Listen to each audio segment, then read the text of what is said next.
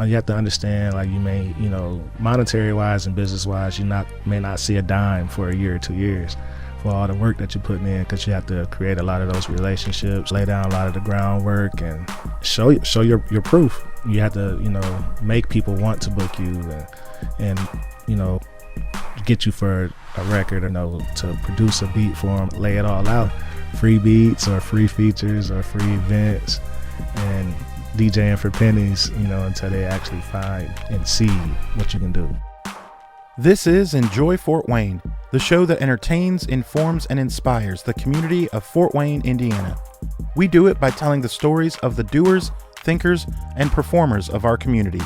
I'm Adam Merino, and today I'm talking to Jamaris Tubbs, originally from Atlanta, Georgia, but through DJing, writing his own music, and performing, he'll tell us why he claims our city as his own. So today, Jamaris Tubbs will tell us how we can enjoy Fort Wayne. I was born in Tuscaloosa, Alabama. Okay. Big shout out Roll Tide. Yep. You said, all right, next subject. Right. Was raised in Atlanta, Georgia, and also by way of Flint, Michigan. Okay. So, yeah. Growing up, like, kind of like your traditional inner city black kid, really. You played ball, you played all the, basketball, football, baseball, that kind of thing. Especially baseball down south, and then and you listen to music, or right. rapping and R&B for the most part. My mom is a big Tupac fan. Okay. Big Tupac fan. She liked a lot of Dana Dane. She liked Biggie just a little bit, like that era a little bit. But I know for sure her biggest group that she used to always listen to was Goody Mob. Okay. And at that time when Goody Mob came out, I was about 5 or 6. So like she'd be playing her cassette tapes. And then I remember just kind of like just listening to the songs, and like, used to have the A side and the B side to be like an instrumental or a clean version of the song. And I'll play the instrumental, and I call myself trying to rap to it. Try to spit it to the kids in the neighborhood, and obviously trying to rap it to myself and things like that. I wasn't talking about nothing, obviously. Right. But I had that influence really early, and like just going on from like the Goody Mobs, obviously follows that as Outkast, and listen to a whole lot of Jermaine Dupri, obviously with Atlanta music scene really picking up at that time. At an early age, Jamaris also picked up another love that we'll see led him here.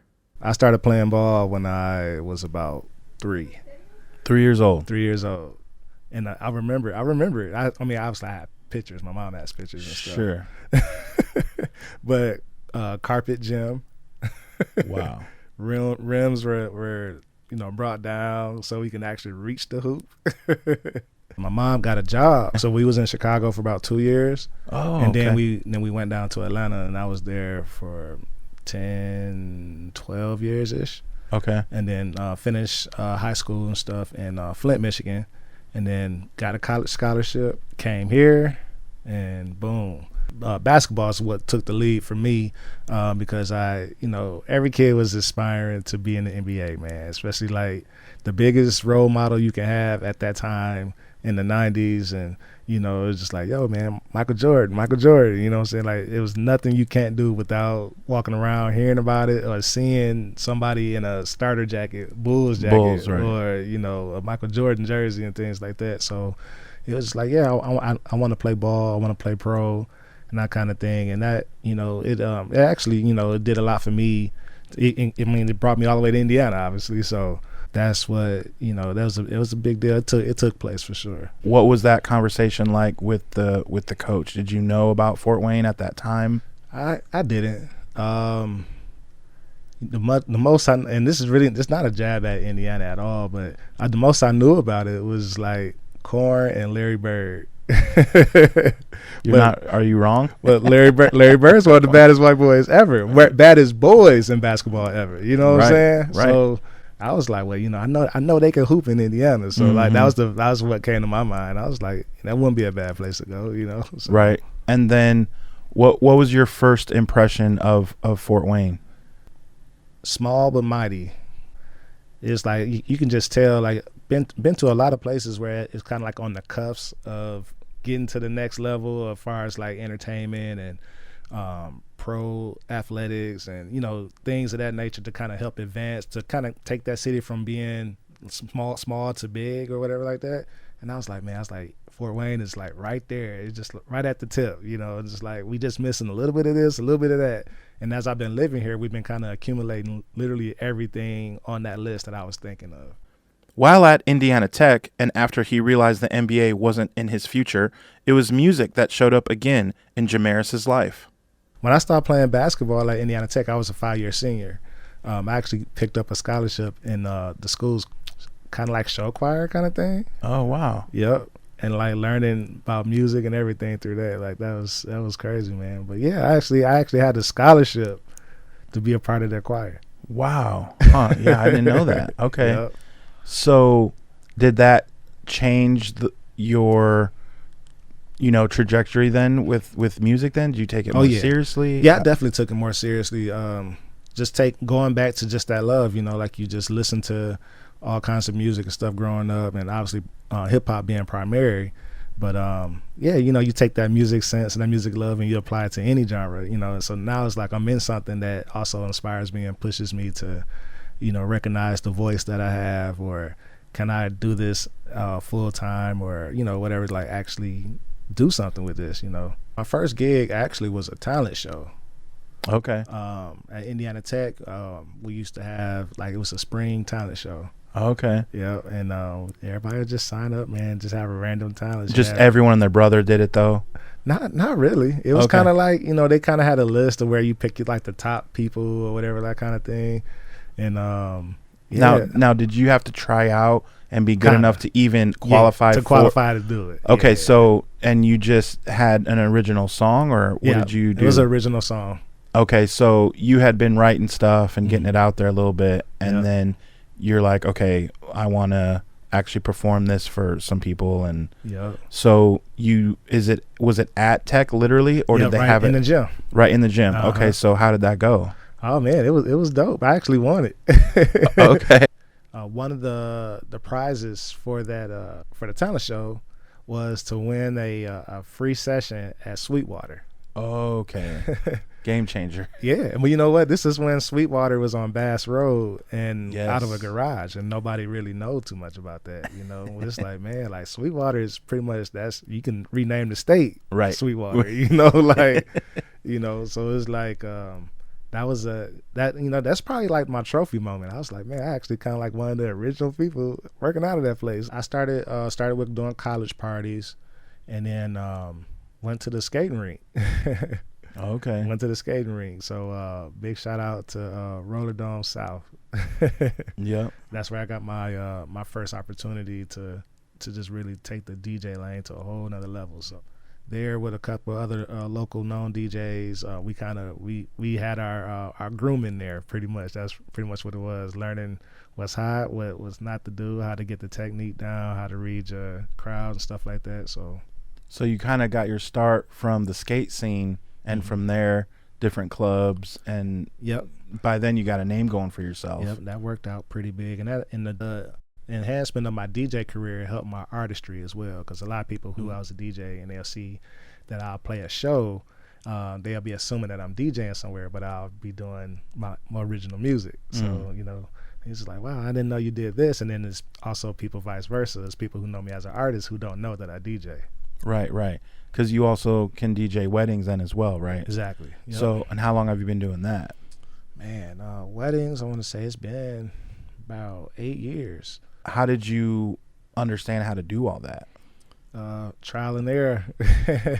Seeing what's working, seeing what's not. But, you know, also still applying that knowledge from college. You know, a lot of that stuff I learned within the business degree, and then just applying it to my own business. And then, like I was saying, trial and error. At that point, just, you know, seeing what works and stick with it, and seeing what doesn't and scrap it right away. So how did you first get your record deal, and are you involved in the company yourself then? How did that work? I started working with the company when I had my first exposure to our actual label. Worked with a company called Crush House Entertainment, which is we have still working here in town and stuff as well, managing talent and booking shows and stuff like that. They actually got one of the biggest festivals in the state. Okay. Yep, the Cricket Lake Music Sandbar Festival.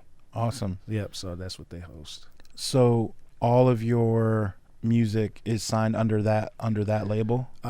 Pretty much co-ventured with my label, which is the YM3 Music Group. Okay. And is that just you on the YM3? Yes. So whenever anyone sees produced by YM3 or YM3 is doing something, they know that is J Tubbs. Yep. Okay. So tell us about the albums that you have out and the stories from the albums. My first album, man, that was a long time ago. It was like 2014, 2015. When you were a young pup. Man, it definitely it doesn't seem like long, but it's like, man, well, it was kind of long. Man, pre-COVID, everything feels. Yeah, no, seriously, it really does. That album was called 7, and the way I came up with that album was, for me, I'm a big spiritual person, so. And the significance and the meaning behind the number 7 and stuff like that. For me, it was saying it's like that was the perfect number, the perfect. So for me, it was like bringing that's the perfect being, the perfect who Jamaris Tubbs is, pretty much. That album was just a nice intro to who I was, so people can know who I am. So it was a mix of all kind of music on that. Okay, and then what about the second album? The second one, that album is, man, I was thinking about my work. My album Royalty. Okay. And Royalty, that one came out in 2017. Yeah, August 2017. That was at a time where the world was starting to kind of get messed up again. It's always been this like racism and a bunch of like ill will out there, that the world don't really showcase very much. We kind of sweep it under the rug. I started to talk about that stuff in this album, and just pretty much going back to like, hey, like I know who I am, I know my value, I know my worth, and nothing that's happening right now in this world is going to change that. So that's why I was like, I'm a king, and that's why it's called Royalty. Okay. And then what else after that? I have two group projects. I did one with my team, YM3 Music Group. I came out with a compilation album that I did with a couple of artists here in town that I manage, actually. Yeah, man, it's Evan Sturzenberger, who sings with Fort Wayne Funk Orchestra. Okay. We just kind of did a compilation together of all our genres, kind of mixed together. And then we also had our pop song pretty much all together. We did like 2 of those together where it's all of us on the same song. Oh, nice. So that was a fun project. So I'm going to do another one with them probably here later in the summer, I would say. Then the one after that, me and my guy Tricito, that one's called Players and Kings. And okay. That was a pretty dope project too. Then I have a recent project that I'm getting ready to release called Flawless. Okay. So take us through an average 2-week period. What do you have going on? I'll probably say the last 2 weeks has probably been the busiest I've been in a long time. Perfect. I've done a food truck event, DJ food truck events, did a wedding studio session for me to finish up one of the songs on my album, and then 2 more weddings, both Friday and Saturday. Wow. And then during the day, you also work. Yep. Right. I work at a bank. And how long have you been there? Oh, man, 13 years. 13 years. 13 years now. Yep. Corporate America is they're still gonna see me. We have to tell you about one of our awesome sponsors. Brewhound Bus is your chance to visit all the scenes you want to check out, from breweries to wineries and nightlife. Book your tour with Brewhound Bus. Go to brewhoundbus.com, let us pick you up from your house and drop you off home safely. Grab 12 of your friends and bring your own cooler on board. Book your next bachelor or bachelorette party, birthday, or friends night out with Brewhound Bus. Check out the weekday specials as well, only at brewhoundbus.com. And now, back to the show. What do you love about your business? It keeps me sane, keeps me young, honestly. We live in a world where, the entertainments and the arts is kind of being like shoved out of schools and just not sought after as much. But I still think, you still have to operate that side of your brain, and it's still gonna always be a part of your life, whether you like it or you see it or not. It's art all around you. Every sound is designed for somebody's attention, or visuals and stuff like that. The entrepreneurship side, just independence, being able to write your own path, give yourself, like, you literally sign your own check. What's not good about that, I guess. Right. Sign your own check, and you create your own reality in that lane. I mean, you can do that in your own personal life, but really when it comes to a business and you go to that business or something like that, just imagining like you run the show, you make the rules. What do you think the biggest mistake was that you learned from? Not being patient. Mm-hmm. You have to understand, like, you may, monetary wise and business wise, may not see a dime for a year or 2 years for all the work that you're putting in, because you have to create a lot of those relationships, lay down a lot of the groundwork, and show your proof. You have to, produce a beat for them, lay it all out. Free beats or free features or free events, and DJing for pennies, until they actually find and see what you can do. So now you may be asking yourself, I kind of want to see this guy perform. Where will he be next? I got a performance over at the Embassy Theater right here downtown. Probably the biggest venue, or most known venue I ever done. Just having that stage with the community that they have, and a lot of people in the city goes and support. That's a big stage for me. So I get to do some DJ work as well as do my artistry as well. So tell us about what the Embassy is doing this summer. All right. So it's they have a thing called the Summer Series, and they bring in local or / regional artists to come in and perform. Sometimes they do it on the main stage. Sometimes they have like a rooftop gathering and stuff like that. That will happen for the artists. And we have like a food truck vendor or catering for that night. Have a bar or whatever like that, and then people are getting entertained by us artists. So it's every week? Every Wednesday from June to August. Okay, so today is the first day of summer. We're excited. So when is your performance then, so that we can make it? Mine is June 29th. Okay, so you have a week to plan. Yep. So June 29th. Yep, it's on a ticket it'd be from 5 to 9, but the show doesn't start until 5:30. We will have intermissions, catering or food by Mercado. Big shout out to Johnny over there, man. Crazy good food. They'll be there as the vendor or Mercadito, which is the food truck that came before Mercado. So they'll be there, and then and you get J Tubbs. So it's gonna be fun, man. I'm trying to do a really interactive set. Everything I'm actually planning for part of it, but the other part is actually gonna be all improv. It's because it's gonna all be based on the crowd. Wow. Okay. Jamaris has a few pointers for those thinking about visiting Fort Wayne. Make sure they got an appetite.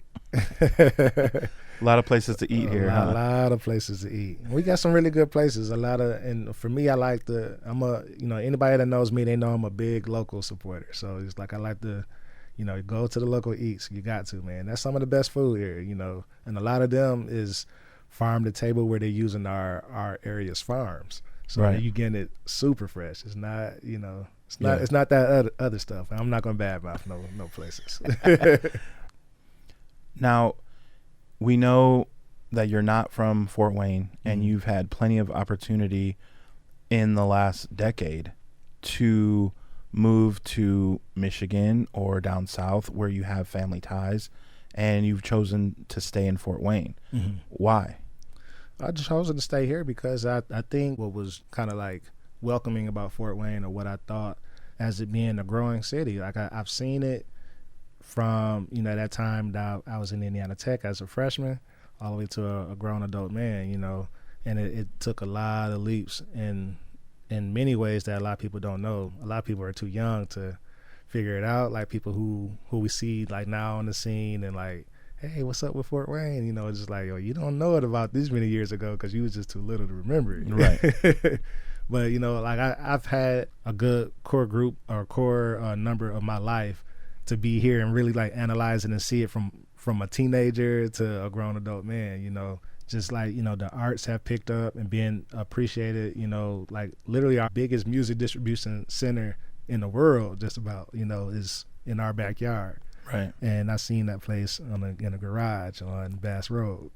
From winning a talent show. Yeah. You know what I'm saying? So it's just like music. Like music is this state, or definitely is this city at this point.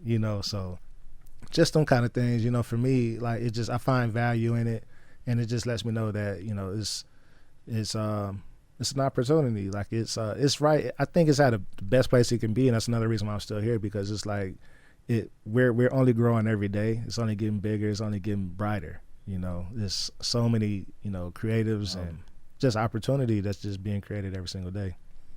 When you are not at the bank and you're not worried about booking a wedding, you're not worried about writing your next song, you're not worried about recording your next song, you're not worried about booking your next DJ gig, which obviously it doesn't sound like there's not that much time where that is happening. It don't seem like, especially not at this time, not in the summer. So when there is those small moments, what is one of your favorite things to do in Fort Wayne? Definitely all those things I mentioned about roller skating and still playing ball and stuff like that. But definitely my chill time, I love to go to the breweries. Just about all of them, but definitely one that stands out, which is right down the street from my house, is Summit City Brewerks. Okay.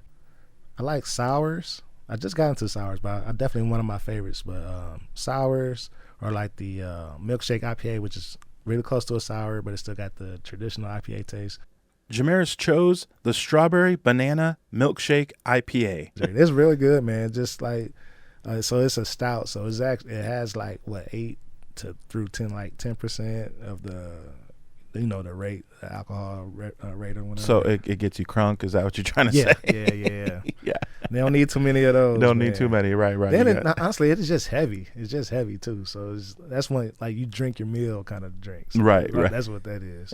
So you got to be careful with those. But that's probably my favorite beer there. For food, of course, Jamaris ordered the PB&J hot dog. Summit City Brewerks is located at 1501 East Berry Street, Suite 106. For more information, you can follow them on Facebook or check their website. The link is in the show notes. So before we get back to Jamaris, I want to take some time and tell you how you can be interactive with the show. There are over 300 people in our Facebook group, and we just started it. Go to your Facebook groups and type in Enjoy Fort Wayne. If you want to know what's going on in the city and ask for advice on where to eat or where to go, you'll find it all here. And now, back to the show. What do you think this city's biggest challenge is? I think, I might get some bad words for this one, but no, I would say, just people have to be optimistic. For as far as the city has came, we're still kind of closed-minded to a lot of things that could make our city better. I mean, it kind of goes back to the art scene and the music scene and stuff like that. Just being able to just give it that opportunity, like it's because sometimes you don't know if you like something if it never even had an opportunity to be around. Right. So you have to. That's the main thing, man. I just that's the only place we lack, really. And I mean some of that same closed-mindedness will lack the opportunities because there be things that want to come here and try business here or stuff like that. And people just like, well, I'm not buying a ticket for it, or I'm not gonna support that in my literally kind of where we at downtown. All right, now last question. If you were to, a few weeks ago we had the air show, and if you rented one of those planes and they could either write a message in the sky or have one of those banners that just fly around and make a circle over the city and can put any message you want, and it could be on a billboard or anything like that, what message would you want to say to Fort Wayne? don't worry, be patient. Patience is a virtue, isn't it? Yeah, and it's a lot to be proud of here, and a lot of things that's coming and settling, and the culture in many areas is being created, and a lot of them is being refreshed and reborn. Like I said, just don't worry, be patient. Like this city is already, has a lot of rich history, and it, it's came a long way already, and it's only going to keep going up if we allow it to. Hopefully you've been informed, entertained, and most of all, inspired. For more information about the show, you can follow us on every platform you can imagine, from Facebook to Snapchat to TikTok, and watch us on YouTube. For Jamaris Tubbs, I am Adam Merino. Be sure to follow Jamaris on all of his social media platforms. The links are in the show notes. Remember, you can catch Jamaris live at the Embassy Theater, downtown Fort Wayne, Wednesday, June 29th at 5 p.m. Enjoy some delicious food from Mercados. Also, you can be a part of the community. Go to Facebook and type in Enjoy Fort Wayne on the Facebook groups. There, you can post about who you'd like to hear next and what your favorite thing to do is. This show is a production by Coraggio Media and part of the In Crowd Network. The show is produced and edited by me with music from Certified and A Better Fort. My name is Adam Merino. Join us next week and we'll talk about how you can enjoy Fort Wayne.